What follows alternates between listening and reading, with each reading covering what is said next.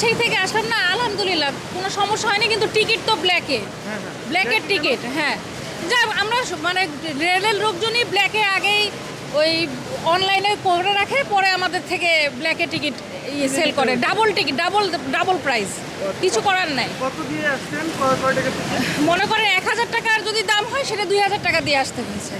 ভিড় কেমন ছিল? ভিড়, আমরা তো এসি চেয়ার কোচে আসছি, খুব একটা ভিড় বোঝা যায়নি, কিন্তু টিকিটের দাম ডাবল।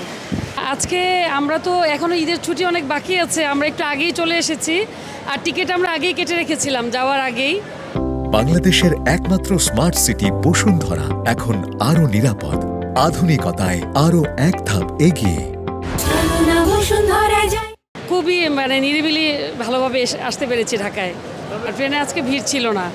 এখনও আমার মনে হয়েছে যে সবাই ঢাকায় ব্যাক করছে না আর কি, আরও হয়তো 2-3 দিন পর থেকে ভিড় শুরু হবে। আমি হরসপুর থেকে এসেছি। হ্যাঁ, না আমরা অনলাইনে টিকিট কেটেছি, ঠিক ভাড়াই দিয়েছি। মানে ট্রেনের জার্নিটা খুবই কমফোর্টেবল, তো ঢাকা ফেরার পথে আমাদের কোনো ঝামেলা হয় না, কোনো কষ্ট হয় না। টিকিটের তো একটু লম্বা লাইন থাকে, কিন্তু তারপরও আমাদের একটা ম্যানেজ হয়েছে, আমরা আসতে পারছি। ভিড় তো চোখে পড়ার মতো, একটু মানুষ কর্মক্ষেত্রে ফিরছে, সেই হিসাবে তো একটু ভিড় থাকবেই, এরকম হওয়াটাই স্বাভাবিক। তারপরে সব কিছু মিলে ভালো। ভালো ছিল সব কোথায় কিছু। থেকে আসলেন? হ্যাঁ, ঈদের ছুটি অনেক ভালো ছিল আলহামদুলিল্লাহ। ট্রেনে কোনো সমস্যা না, ট্রেনে কোনো সমস্যা হয়নি, সব টিকিটের সমস্যা হয়নি, টিকিট পেতে সহজই ছিল, আর ট্রেনের ভেতরে পরিবেশ ভালো ছিল। নাটোর লালপুর। ঈদের ছুটি কাটাইতে গেছিলেন? হ্যাঁ, ঈদের ছুটি কাটাতে কেমন কাটালেন? খুব ভালো লাগলো আর কি। আসছে স্টেশনে আমাদের কোনো ঝামেলা হয়, উঠতে ঝামেলা হয়েছে, ফিরে একটু কষ্ট হয়েছে, তারপরে আল্লাহ নিয়ে আসছেন ভালোভাবে আর কি।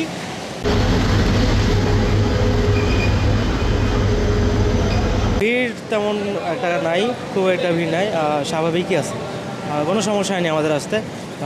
আলহামদুলিল্লাহ ভালোভাবে আমরা আসছি। না, অনেক ভালো জার্নি, ট্রেনে আসছি আমরা। টিকিটের ক্রাইসিস থাকবেই, আর ঈদের মোমেন্টের টিকিটের ক্রাইসিস থাকবেই।